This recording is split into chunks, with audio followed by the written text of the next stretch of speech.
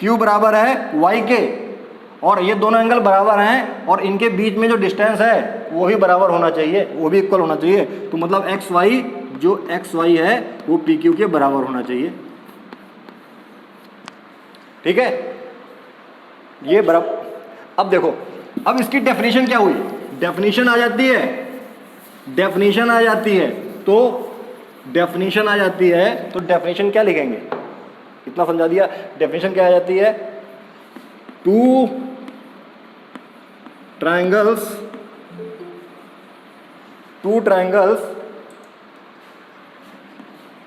Are said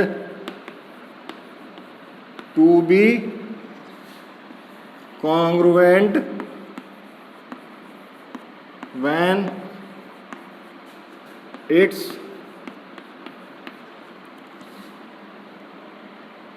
all parts are equal। छाप लो इसको, ठीक है, ठीक है। क्या क्या लिखा है, two triangles are said to be congruent when its all parts are equal. ठीक है, हाँ, लेकिन मैं बोल रहा हूं ये डेफिनेशन गलत है, मैं बोल रहा हूं ये डेफिनेशन गलत है। फिर ओके क्या हो गया, right in comment what is, right in comment, nobody speak, please write in comment what is wrong, क्या गलत है इस डेफिनेशन के साथ, राइट इन कमेंट्स। टू, इतना जो समझाया है खत्म कहानी, कॉन्सेप्ट चला गया पानी में।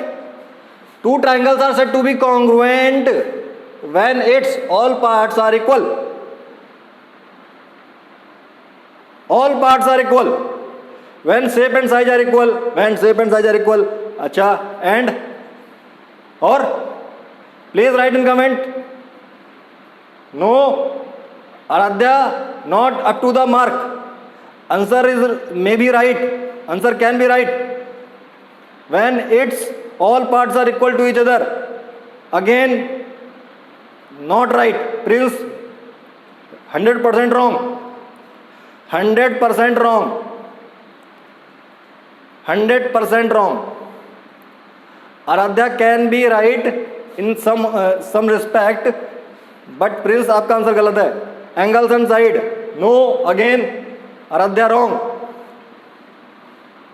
आराध्या रॉन्ग। अब समझो समझो समझो समझो, अगर मैं बात कर रहा हूं ये ट्रायंगल है, ये ट्रायंगल है और एक ट्रायंगल ये है, मैं बोल रहा हूं ये इसके कॉन्ग्रुएंट है, ये इसके कॉन्ग्रुएंट है, ये इसके कॉन्ग्रुएंट है, तो इसके सारे पार्ट इक्वल हो जाएंगे। भाई इसके तो तीन पार्ट, तीन एंगल हैं इसके तीनों एंगल इस तीनों एंगल से इक्वल होंगे, तो कौन सा एंगल किससे एंगल इक्वल होगा, ये तो तभी पॉसिबल है कि ये इक्विलेटरल ट्रायंगल हो, इसके सारे पार्ट इसके सारे पार्ट से इक्वल हो गए, इसके सारे पार्ट इसके सारे पार्ट से इक्वल हो गए। क्यों, ये तो तभी हो सकता है कि जब ये तीनों एंगल आपस में बराबर हों, तो ये तीनों एंगल भी आपस में बराबर हो जाएंगे।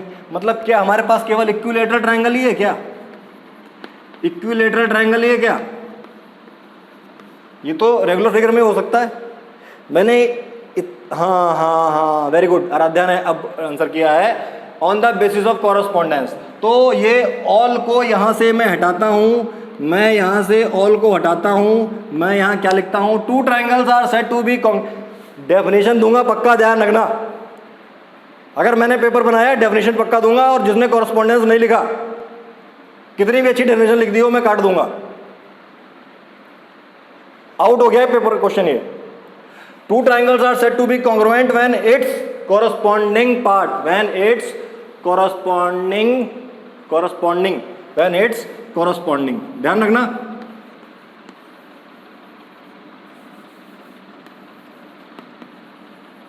Corresponding, two triangle are said to be congruent when its corresponding parts are equal.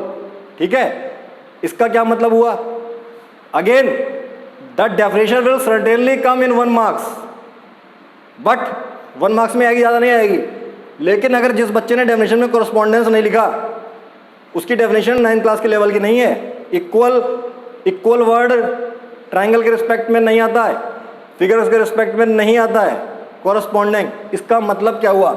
इसका मतलब ये हुआ, आप बोल रहे हो सारे angle, let us make one triangle. एक ट्राइंगल बनाया मैंने, ये ट्राइंगल बनाया, ये है मेरा 80 डिग्री का, ये है मेरा 50 डिग्री का, ये है मेरा 70 डिग्री का। ठीक है, मैंने एग्जैक्ट ऐसा ट्राइंगल बना दिया, ऐसा ट्राइंगल बना दिया। ये है 70 का, ये है 80 का और ये है 50 का। शेप तो ट्राइंगल की है ही, सेम है। इत्तेफाकन इसकी ये वाली साइड के बराबर है, ये वाली साइड इसके बराबर है, ये वाली साइड इसके बराबर है। ये ट्राइंगल कॉन्ग्रुएंट हो गए। लेकिन अगर मैंने फिगर ये बना दिया तो ये 80 का है, अच्छा ये 70 का है और ये 50 का है, और मैं बोल रहा हूं ये अभी भी कॉन्ग्रुएंट है, तो मैं कैसे यहां तो बोल सकते थे ऑल पार्ट्स, लेकिन ऑल पार्ट्स इक्वल नहीं है। ऑल पार्ट्स कैसे इक्वल है? ये 50 डिग्री का एंगल, ऑल पार्ट तो ये हो गया। इस ट्राइंगल के ऑल पार्ट इसके ऑल पार्ट से इक्वल है। तो भाई आपकी डेफिनेशन के हिसाब से मैं आगे बढ़ा, भाई मैं यहाँ पे पहुँचा, तब मैं भाई रामायण देखी थी, वो तीर ऐसे जाता था, फिर ऐसे हो जाता था, ऐसे। टीवी में रामायण आती थी, जब टीवी में रामायण आती है, उसमें भगवान राम जब धनुष से अपना तीर निकालते हैं तो यहाँ जाके ऐसे कन्वर्ट हो जाता है। इस तीर को पता है, क्योंकि वो भगवान है, इस तीर को पता है कि किसको मारना है। लेकिन जब आपने यहाँ से तीर छोड़ा, 50 वाला एंगल है, ये किसके बराबर होगा? पता ही नहीं भाई किसके बराबर होगा। हमको पता है तो हम बता सकते हैं 50 के बराबर है, लेकिन आप तो बोल रहे हो सभी के बराबर है, क्योंकि 50 की आपको गिनती पता है, तो ये सभी के बराबर थोड़ी ना हुआ, ये सभी के बराबर नहीं हुआ। अब देखो, यहाँ देखो, मैं बात कर रहा हूँ कॉरस्पॉन्डिंग मतलब कॉरस्पॉन्डिंग। 50 अपनी कॉरस्पॉन्डिंग वैल्यू के बराबर ही होगा, तो 50 कॉरस्पॉन्डिंग के ही बराबर हुआ। 70 के बराबर हुआ, 80 के बराबर हुआ। अच्छा, अब कॉरस्पॉन्डिंग साइड की देख लेते हैं। 50 से 70 तक चलने में साइड कौन सी आई? 50 से 70 तक चलने में कौन सी साइड आई? ये वाली साइड आई। तो 50 से 70 तक चलने में कौन सी साइड आई? ये वाली साइड आई। 50 या दूसरी चीज, 50 के सामने कौन सी साइड है? जो 70 और 80 के बीच में है। 50 के सामने कौन सी साइड है? जो 70 और 80 के बीच में है। ये निकालने का बहुत अच्छा तरीका है। जब ट्राइंगल घुमा के दे दिए जाएंगे, then you will feel problem. I hope आपको समझ में आया होगा। तो डेफिनेशन में ऑल नहीं लिखना है, कॉरस्पॉन्डेंस लिखना है। तो क्या हो गया? Two triangles are said to be congruent when its corresponding parts are equal. ठीक है, ये हमारा क्या हो गया? डेफिनेशन। अब क्या हुआ? कोई ट्राइंगल होता है, कोई ट्राइंगल है, ये ट्राइंगल मैंने बना लिया टेढ़ा मेढ़ा, एक ट्राइंगल ये बना लिया टेढ़ा मेढ़ा, नाम दे दिया PQR ABC। तो साइड हो गई तीन एक ट्राइंगल में, और एंगल भी हो गए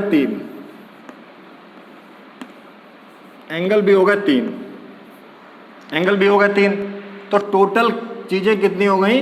टोटल चीज़ें हो गई मेरे पास 6। तो क्या मैं 6 चीज़ें चेक करूंगा? तो कुछ क्राइटेरिया हैं, कॉरस्पॉन्डेंस के क्राइटेरिया हैं, कॉरस्पॉन्डेंस क्राइटेरिया हैं कुछ, जो कि आपने क्लास 7 में ही पढ़े हैं। क्राइटेरिया हैं कुछ, कॉरस्पॉन्डेंस क्राइटेरिया हैं। क्या है? जिसको हम ऐसे जानते हैं। कैसे जानते हैं? SAS। मैं क्या बता रहा हूँ? मैं बता रहा हूँ, सुनो। 2 ट्राइंगल हैं, नाम दे दिए।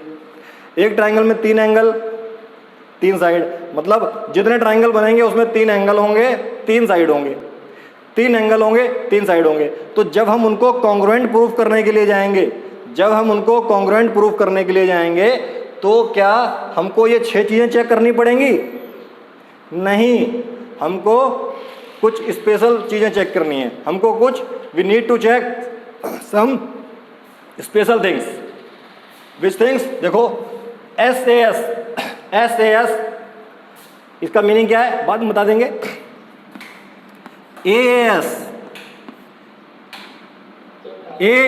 ASA side side side, RHS और SAS, ये कुछ चीजें हैं आपको चेक करनी पड़ेंगी।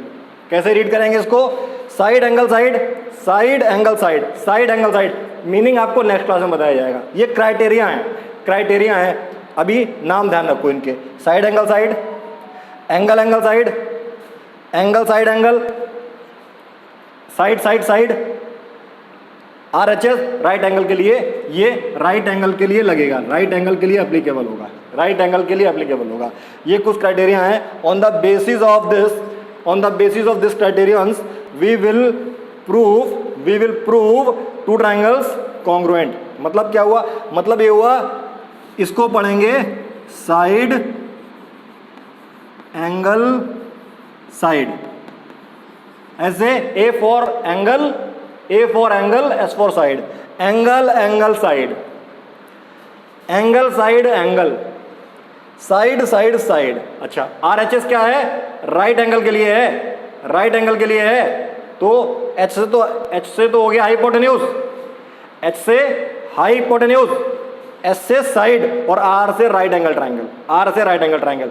We will take these all criterions one by one, we will take these criterions one by one, don't worry. ठीक है, अभी आपको इनके नाम तो याद करो पहले। अच्छा, मतलब क्या हुआ?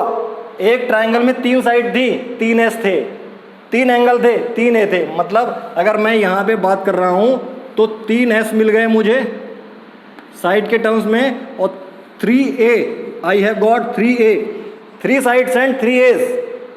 सो we need to check 6, no, we will qualify our 2 triangles on the basis of these criterions, जिनमें हमने 6 से 3 पे ले आए हैं। हमारे पास सिलेक्शन, हमारे पास चीज़ें कितनी थी? 6। हमारे पास पूरा कलेक्शन कितने का था? 6 का। और उस 6 में से केवल हम लोग, उस 6 में से केवल हम लोग 3 चीज़ें ही चेक करेंगे, 3। ठीक है। सो आई होप आपको ये पूरा कॉन्ग्रुएंस फिगर्स, कॉन्ग्रुएंट ट्रायंगल्स बिल्कुल क्लियर हो गया होगा in terms of congruence of triangles क्या होते हैं, कैसे 2 ट्रायंगल को कॉन्ग्रुएंट प्रूफ करते हैं, क्या क्राइटेरिया होता है। ठीक है, तो आज के लिए हम इतना ही रखते हैं। कल हम क्या उठाएंगे? SAS, कल हम उठाएंगे SAS। ठीक है, किसी को कोई डाउट है तो आप पूछ सकते हो।